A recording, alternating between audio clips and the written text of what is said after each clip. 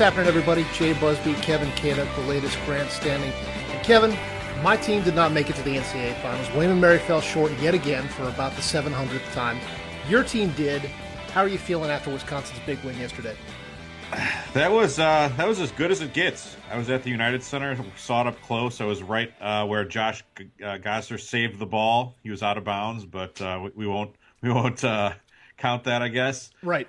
It's crazy. They earned that number one seed, and as Bo Ryan said, that had the feeling of a high-level tournament game. So I think if you're a Badger fan, you have to be encouraged by that because they came up big in a pressure-packed situation.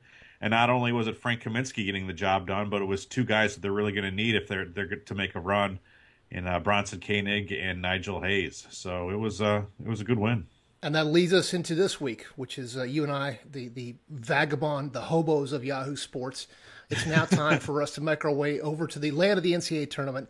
And who better to bring in than our own number one seed, Jeff Eisenberg from the Dagger. So, Jeff, welcome. Thanks for hanging out with us. And get ready to be hammered with a bunch of ridiculous questions about the NCAA tournament. Glad to be here with two hobos. Here's a can of beans that you can Exactly, yeah, sitting around the fire. Now, the first question that everyone wants to know is, can Kentucky win it all? But don't answer that because we want everybody to hold on and stay to the end of the podcast. So we'll talk about that very last. First off, the talk about the bracket, everybody complains about the bracket when it comes out, but there was a lot of bitching and moaning that it was focused more on the big money teams, the UCLAs and so forth. The conspiracy theorists were out. So first off, just give us your initial impressions about what you thought about the bracket when it was unveiled last night. Well, I think the big storyline going into Selection Sunday was how the committee was going to handle the one seeds and those top two seed lines and whether it was going to be able to balance each of the regions. And I actually think they did a pretty good job of that. You can quibble with Wisconsin and Arizona being in the same bracket in the West. I think that's probably the strongest combination of two teams of any of the regions.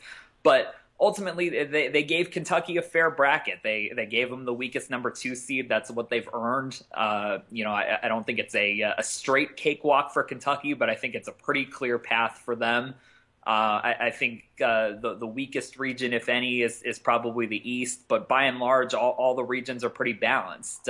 But what they struggled with was some of the seeding decisions lower in the bracket. I have no idea what Dayton is doing in the first four. To me, they were an 8 or a 9 seed. I have no clue what UCLA is doing in the field. I thought they were a long shot for the first four. I wouldn't have had a huge problem if they landed there. But for them to be safely in the field, I just don't understand that.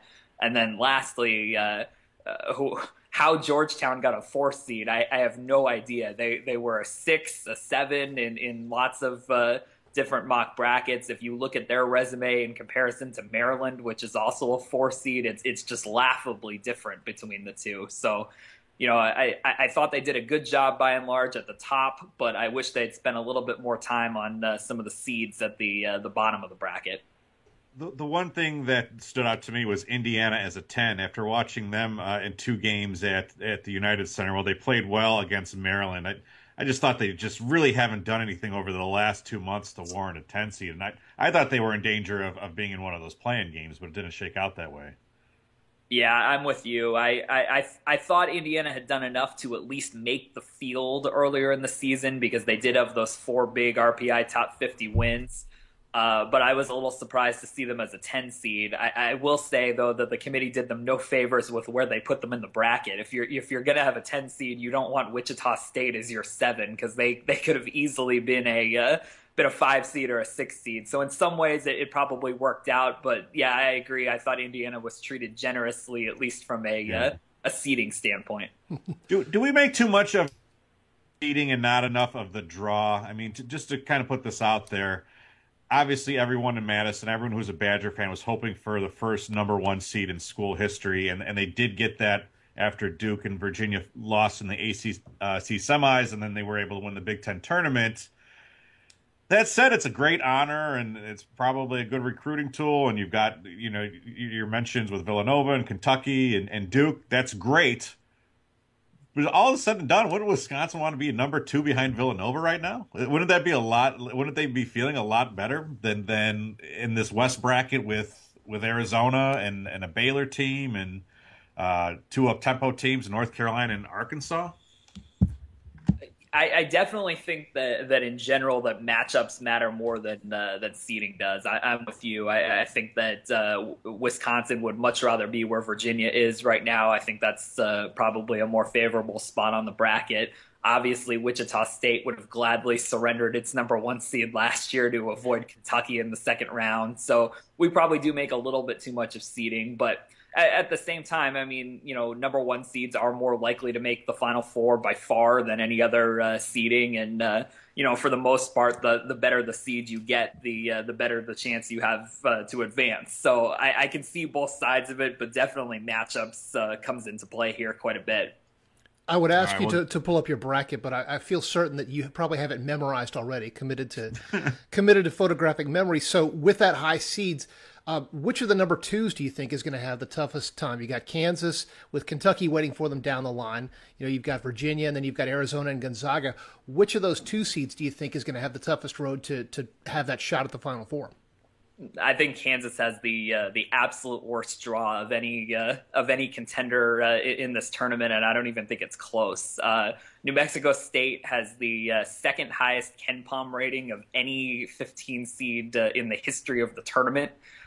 So that's not a fun draw whatsoever for them. I mean, obviously they're going to be favored to win that game, but still a much more dangerous number 15 seed than some of the other teams got.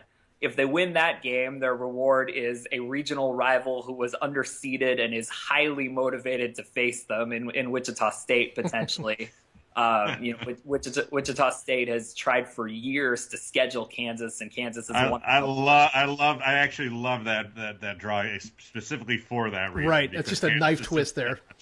It's the best because this is the only chance that we're going to have to see Wichita. Well, it's at kind of the height of its power, or at least in this run under Greg Marshall, face Kansas, and I greatly hope that game happens. No disrespect to Indiana and to New Mexico State, but it would be a huge letdown if we don't get that game in the round of 32.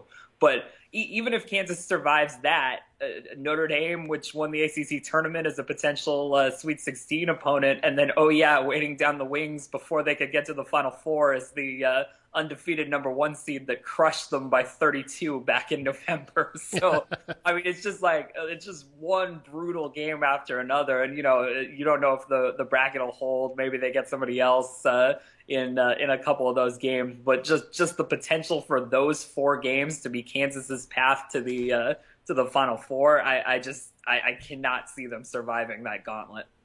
Don't you think the Jayhawks kind of made their own bed, though? I mean, they had a chance to kind of get out of there, and they didn't really take it.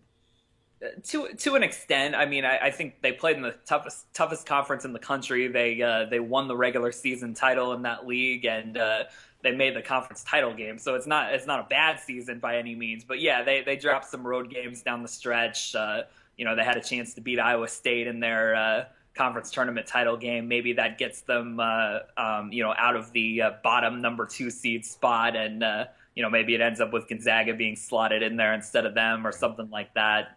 But, ultimately someone was going to get a brutal draw, and this year it was definitely Kansas. All right, so let's attack this bracket. I don't know how you want to handle this. Do you want to go region by region, or do you want to talk about maybe 5 teams that you think can win the title? How do you want to do this? Let's go region by region. Okay. We'll since we're sitting there and talking about Kentucky and Kansas, Notre Dame, and that regional, what do you see coming out of there? I don't see how anyone logically can say that Kentucky's not going to make the Final Four out of that bracket. I mean, can you choose them to be upset? Sure. Can you make the argument that the field is a better bet than Kentucky? Absolutely. But I'm not sure how you go in any of those games and be like, "Yep, I think Purdue's got them." So. Yeah. So, I think the team with the best chance out of that region is probably Notre Dame. And I know Notre Dame has a brutal NCAA tournament history over the years, but a lot of coaches that I've spoken to over the last couple weeks have said that Wisconsin is the best matchup against Kentucky, just because it has the ability to space the floor. It has bigs that can shoot and bring Kentucky's bigs out of the paint. I think Notre Dame is kind of like a little bit of a mini Wisconsin. I don't think they're quite as good, but they do have skilled big men. They do have a lot of shooters all over the floor, and I think you absolutely have to be able to hit outside shots to beat Kentucky, because I don't think you could score enough points in the paint to do it. So by no means would I pick Notre Dame in that Elite Eight game, but out of every team in that region, I think that they have the best chance to at least put a scare into Kentucky and give us a little bit of drama in the Midwest region. Who will be the most outstanding player from that region if you can't pick anyone off the Kentucky team? Who do you think makes the biggest difference? Ooh, that's a good question. I probably would go with one of Maryland's two stars there, either Melo Trimble, their point guard, or Des Wells, their senior wing. Trimble's been probably one of the best freshmen in the country. He gets to the foul line just at will with his quick first step to the basket, and Wells has really kind of developed into a senior leader for them, and those two guys are maybe the biggest keys for Maryland kind of going from a year where Mark Turgeon's job was kind of in jeopardy coming into the season to 27-6, a second place finish in the Big Ten, and just a really strong year. They've had a pretty nice run, and those two guys are a lot of fun to watch. I love Wells. I mean, the guy's just a beast, and I think a lot of coaches would love to have a player like him. But I just think once you get away from those two guys, you really don't have much. Yeah, I mean, Jake Layman is actually getting looks from the NBA right now as a junior, but I'm not exactly sure why. I mean, he's got some length, he's athletic, he can shoot it a little bit at the forward spot, but beyond those three guys, I agree with you. Maryland has three guys who you have to watch out for, and not a whole lot after that. They have a lot of cool haircuts on that team. I think Ricky O'Donnell from SB Nation said they lead the nation in contemporary haircuts. So watch out for that. Is the Kansas-New Mexico State matchup of those opening round matchups, is that the one that's most compelling to you out of that region? I think probably the most compelling one is Butler against Texas, or maybe Maryland against Valpo, just because I think Texas has had such a weird season. They were in the top 10 for the first 2 months of the season. They returned pretty much their entire roster from a second round NCAA tournament team last year. They added a top freshman in Miles Turner, who will probably be in the NBA next year. And yet they just faded in Big 12 play pretty badly. And so they ended up with a 3-12 record against RPI top 50 teams. But at the same time, they're still ranked in the advanced metrics in the top 25 in the country. So that's a really tough draw for Butler in the first round. Butler is one of the better rebounding teams in the country, but Texas is huge across the front line. So I think that's a compelling 6-11 matchup there.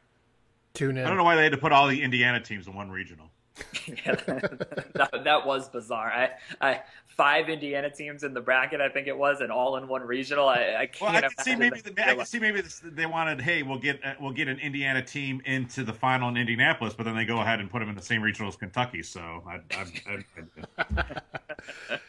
moving on. Yeah, moving on to the East bracket, right across the bracket there. You got Villanova at number 1. You've got Virginia at number 2. First off, what was the team that I think underachieved the most coming into this final weekend that saw its stock slip the most? Was it Virginia or was it someone else? I don't think Virginia is underachieved. What I think it is that they've been missing their best or one of their best scorers in Justin Anderson. He got hurt with a thumb injury about a month ago, and then just when he was coming back from that, had emergency appendectomy. So he just didn't look himself in the ACC tournament at all, and Virginia is not as good of an offensive team and probably not as good of a defensive team without him. He was their best outside shooter. He's athletic enough to get to the basket. He gives them another athletic wing defensively, which certainly is one of the big reasons why they've been so good defensively. So underachieved is probably a little strong, but I wouldn't say that they're playing their best heading into the NCAA tournament, which is certainly a concern and probably a big reason why Wisconsin got that last number 1 seed, even though I think Virginia might have a better resume than Wisconsin does. I don't think they're a better. You're going to make Kevin mad now.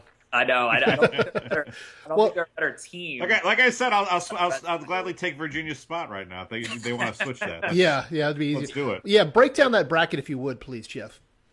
I think it's the most wide open of the 4 brackets. Look, Villanova's really good, but Villanova's NCAA tournament history in recent years is not really good. So, nope. They don't have a star, at least in terms of of NBA potential on that team. Darren Hilliard's been awfully good, but they don't have a lot of future NBA talent on that roster. They have kind of that stain of NCAA tournament failures over the last couple of years to overcome.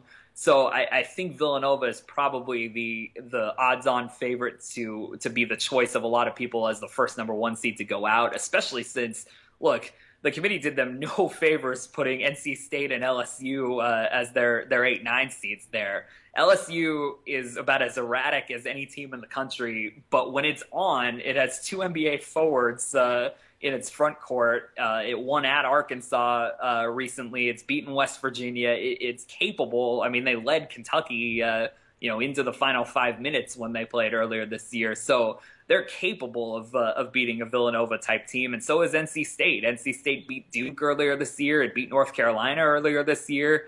So 2 just kind of scary potential opponents in the second round for Villanova. As far as the bottom half of the bracket, I think a Michigan State-Virginia second round game, which would be a rematch of the Sweet 16, would be really intriguing. I think Oklahoma is kind of one of those teams in this bracket that's really hard to predict, just because they have a lot of good wins. They also have some head-scratching losses, so you just kind of don't know what you're going to get out of them. And then Providence is just kind of the perfect dark horse here. Great point guard in Chris Dunn, finished the season really strong, almost beat Villanova in the Big East semifinals already. I think if you're looking for a team that is not a top 4 seed that can make it out of a bracket, I think Providence might be the best bet in the whole tournament. I'm really regretting actually talking to you now because you confused every plan that I had for filling out my bracket. This is why you had him on, Jay. I know. It's just, you're making an argument for everything. It's great to hear that there's so much potential out there. Same question as before. The player that you think will make the most difference coming out of the East. I like Chris Dunn from Providence.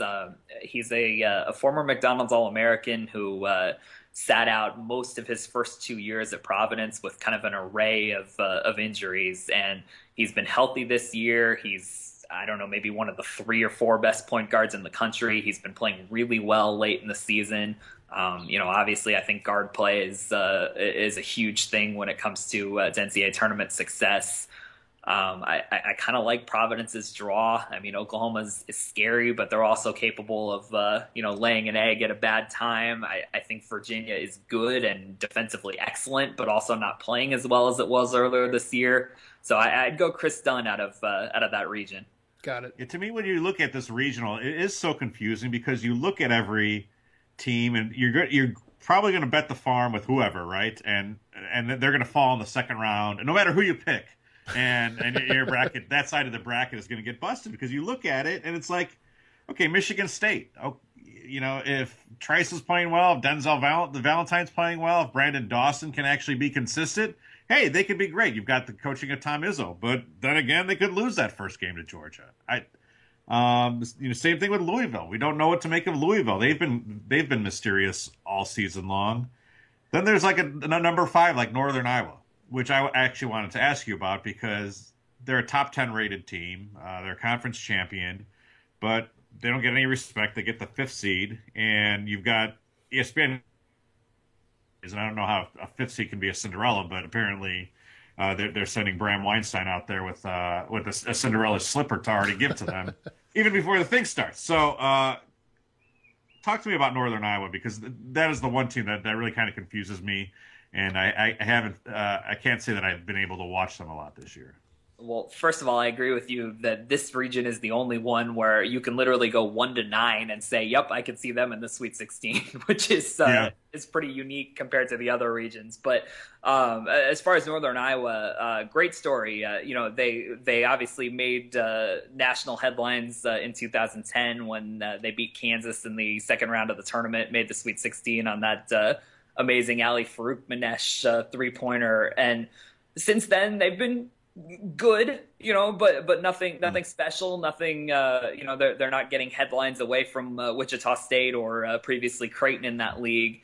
And so this year they returned 5 starters from a team that kind of underachieved last year. And they've gone back to playing at an extremely slow tempo. They're very slow. They're very efficient.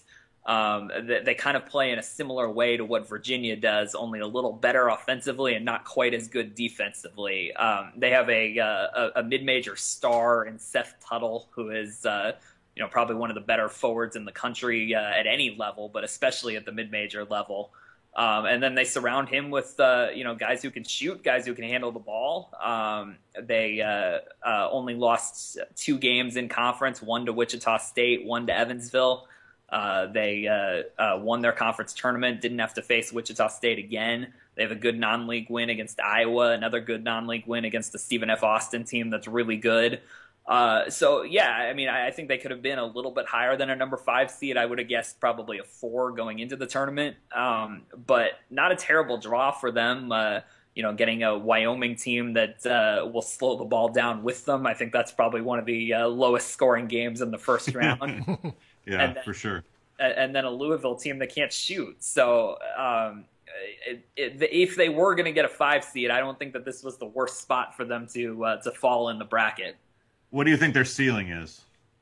In this bracket, I think they could get to a Final Four. I mean, I know I've just said that about 7 teams, but but like this is the wide open one. I mean, if you get if Villanova falls in the second round of this tournament, which they easily could, I think like any of those teams all of a sudden become an option, and it wouldn't be shocking to see Northern Iowa play with Villanova, even if they were to get that matchup in the Sweet 16. So.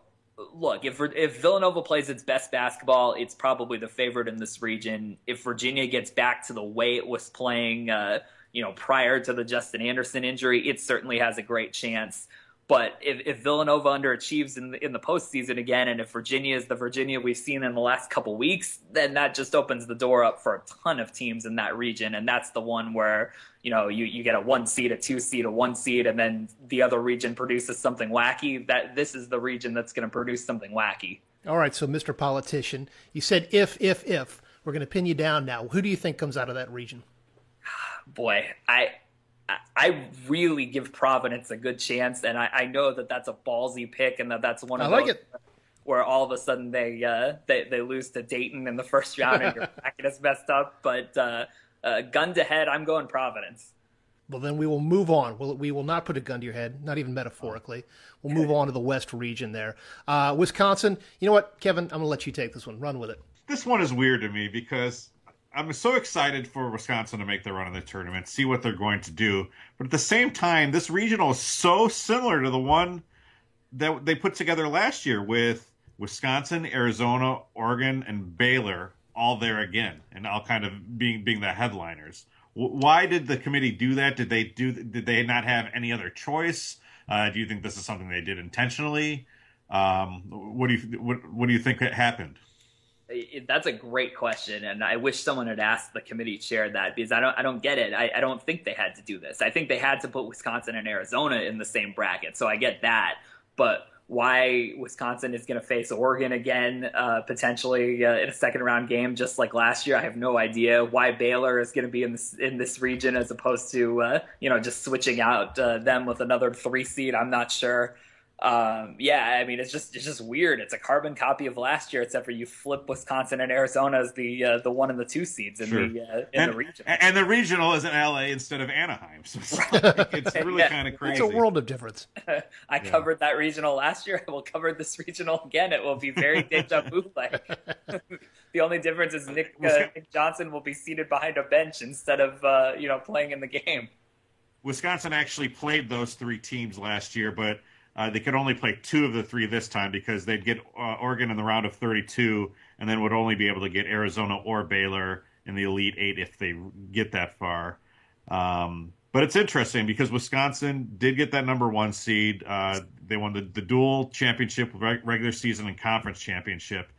Like I said at the top of the show, if Koenig is producing, if Nigel Hayes is producing, then if you get Trayvon Jackson back and you're able to assimilate him into a role player, and who knows if Bo Ryan can actually handle that, because before Trey Jackson got hurt, he was having trouble, getting Bronson Koenig on the floor. But it was kind of a blessing in disguise with Jackson's injury, because Koenig has gotten so many valuable minutes to really blossom into a really good contributor and scorer for the Badgers.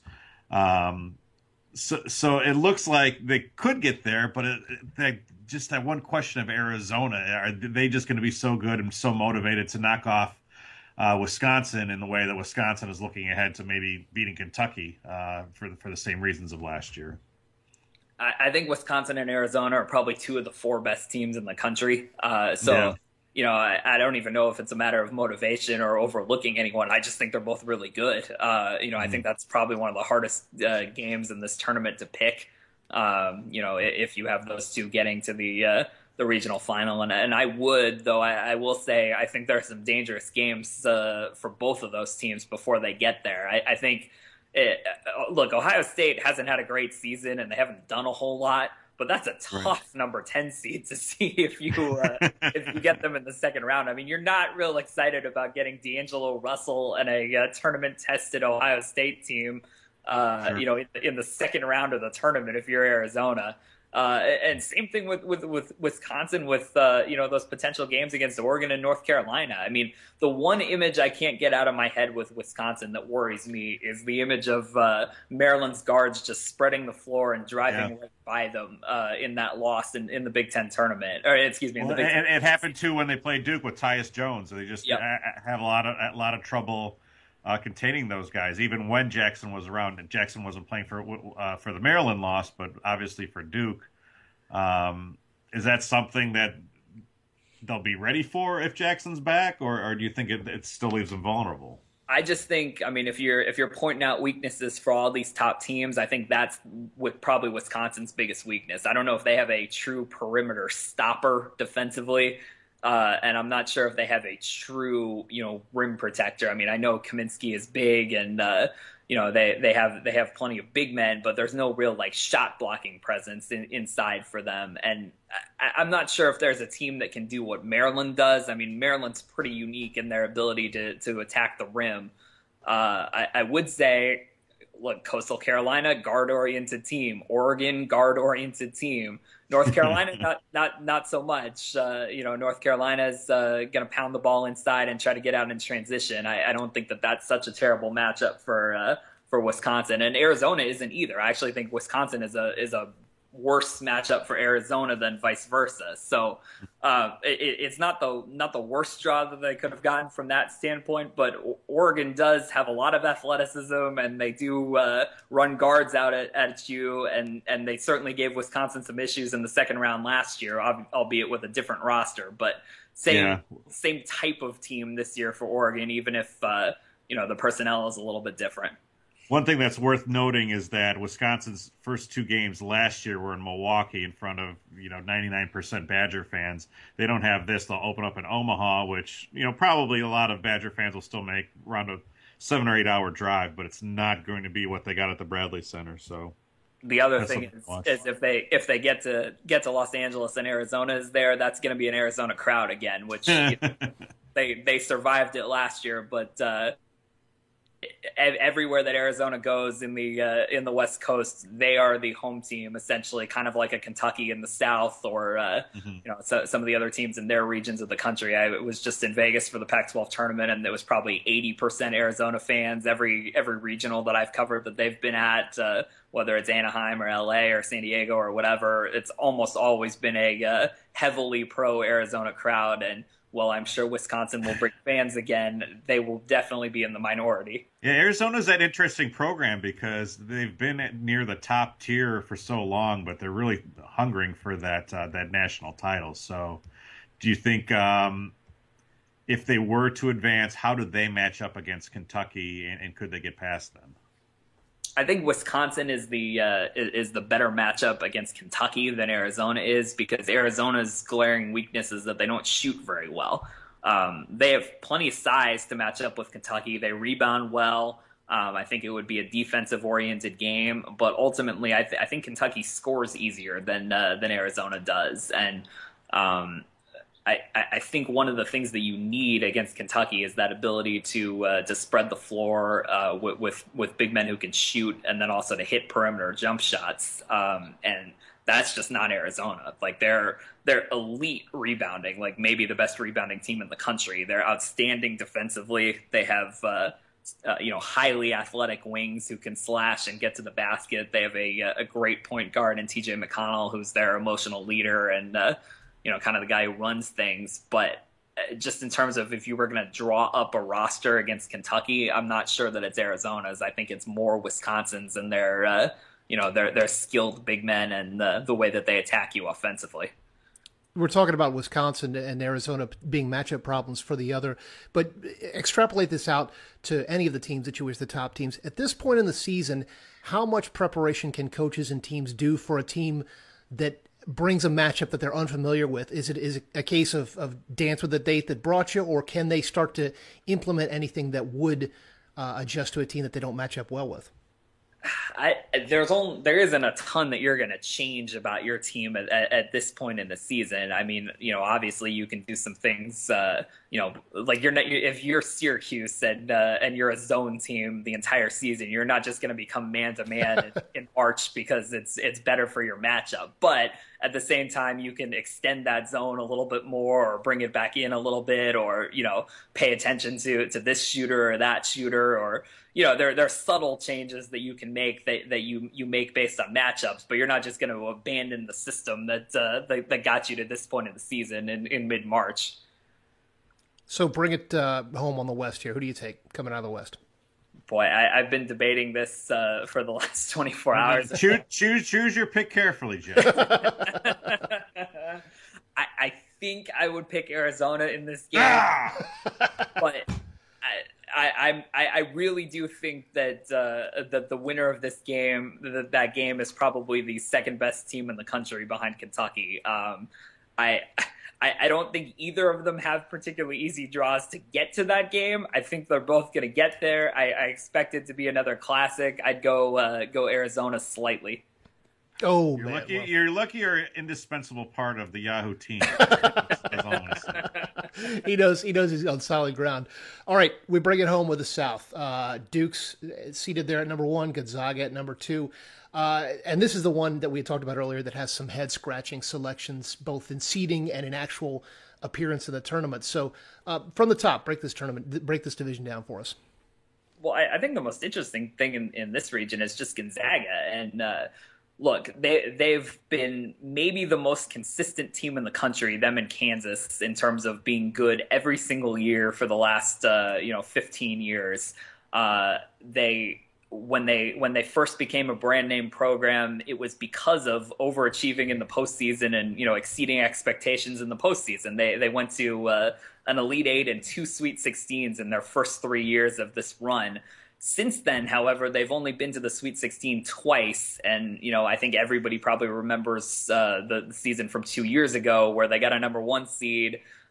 Faced Wichita State in the second round and got done in by 13 threes from a Wichita team that didn't shoot it that well all season. So, you can make the case that Gonzaga has been a postseason underachiever. I think that's a little bit unfair since they've won a first-round game 6 straight years. They're the only team that's done that in the country. Is that right? Excuse me. Them and Kansas are the only 2 that have done that in the country, wow. which is kind of counter to what people think of Gonzaga, I think. So I think that's interesting. But at some point when you're good every year, you want to have a run. And I think that this team and this draw is about as good of a setup as they could have expected. To me, the teams that give Gonzaga trouble are the ultra athletic teams that are able to maybe take advantage of their weaknesses defensively a little bit. I think that's been historically true. I think it's still true this year, even though they're a little bit better defensively than they've been most of those previous seasons. I don't see one of those teams necessarily in this section of the draw. Look, I was pretty good as a 7 seed. Are they ultra athletic? I wouldn't say that. Davidson certainly isn't. They're kind of a similar styled team to Gonzaga in that they shoot a lot of threes. They move the ball around. I think Davidson would be a dream second round game for Gonzaga if they were to get it, because I just think Gonzaga is better than Davidson at most of the things that Davidson does well. And then Gonzaga has a great front court, 3 guys who can, 2 who can score in the paint, and then Kyle Wilcher who can score in the paint and also shoot the ball from the perimeter as well. And then even looking ahead, look, Iowa State is one of the best offensive teams in the country, but again, are they winning because they're crazy athletic? And I wouldn't say that necessarily. I think that would be a great game if it happened. I'm not saying Gonzaga necessarily wins that, but I think they'd have a great chance as opposed to some of the other teams that they might have seen there. So I think Gonzaga's fate is the most interesting thing in this region, and then Duke. Also, I have very few hard and fast rules when filling out a bracket, but one of the only ones is I never pick Gonzaga far ever again because they've burned me too many times. So like whatever you say, like you're not going to convince me.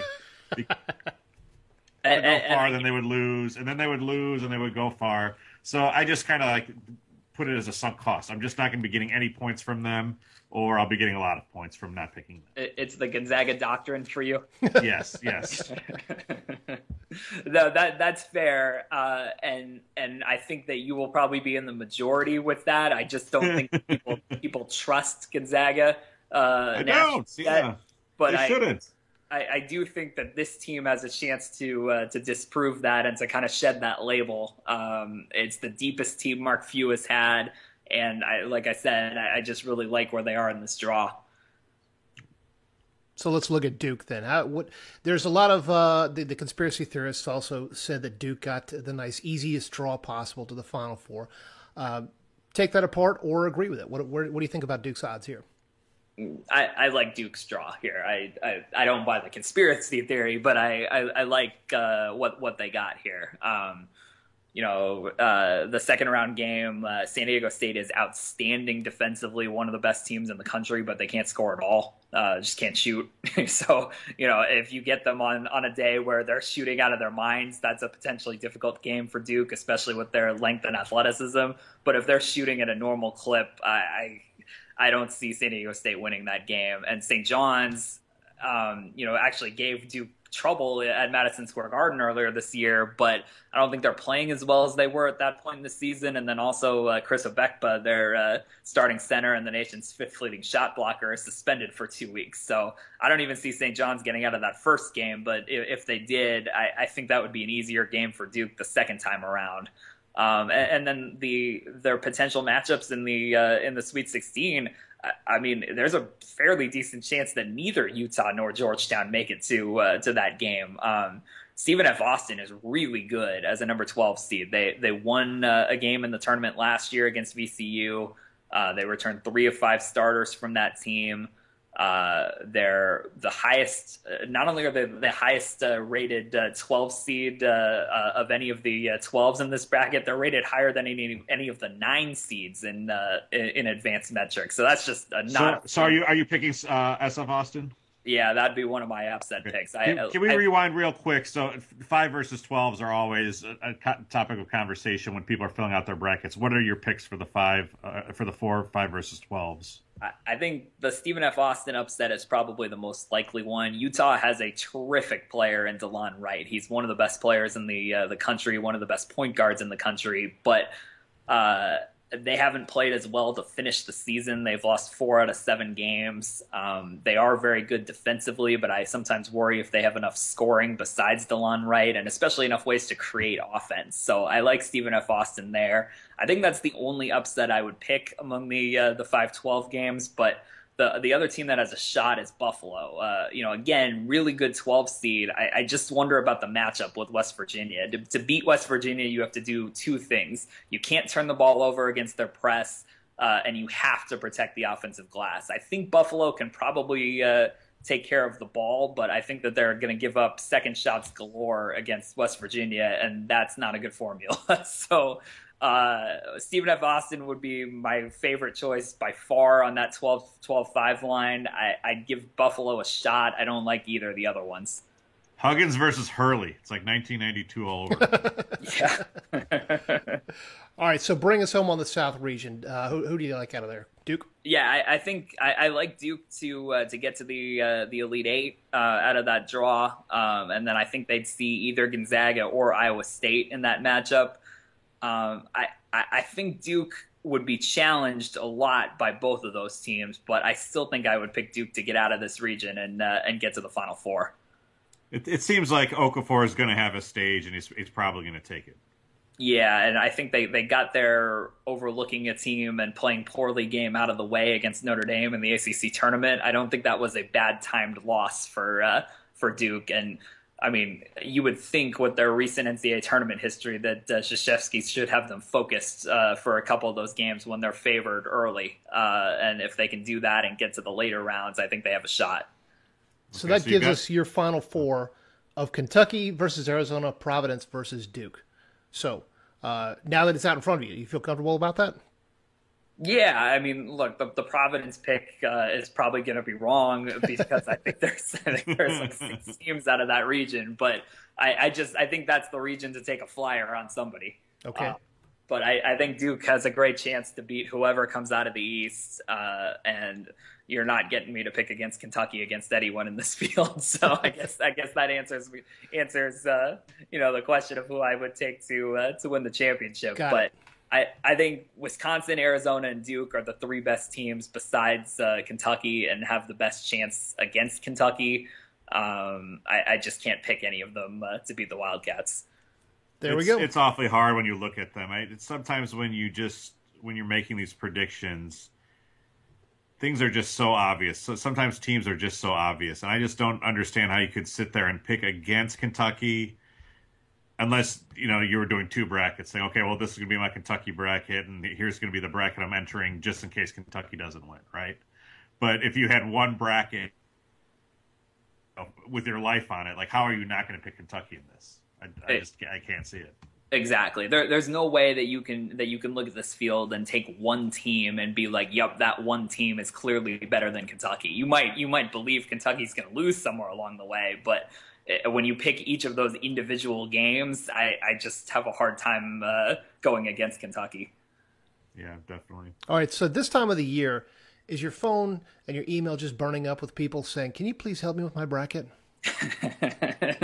So you would think so, right? But I think my history in the bracket is not exactly awe-inspiring. Do as I say, not as I do, right? Yeah, exactly. I'm pretty sure the last bracket that I won was a high school pool. My senior year of high school, actually, I finished second in that bracket out of like 400 people. And that was because Duke beat Arizona in the title game. That's probably as close as I've come. But I am good at the conference tournament pickoffs, so there is something in that. So maybe like if people actually have those questions, you could just forward them to talk to anyone, which is a nice side benefit of appearing with us. Yeah, it's probably a strategy to struggle for me in the bracket picking, so that I don't get bugged by as many people. What's already a busy time. I can't vouch for that because the last 2 years we've done a Yahoo Sports Bloggers bracket, and I don't think you've been anywhere even in the running. So not even close. The Providence thing, I understand where you're going with it, but I think you're gonna run into trouble there. I don't know. I think that's Virginia's bracket. I think, but we'll see. Well, Jeff, thanks a lot for hanging with us here and giving us all the information that we need to pick 17 different brackets. And perhaps do reasonably well coming out of the East. So, Kevin, want to hit him with anything else before we go? Not really. You're going up to Portland this weekend, so everyone check out the Dagger, which is an indispensable college basketball resource, not only in March but year round.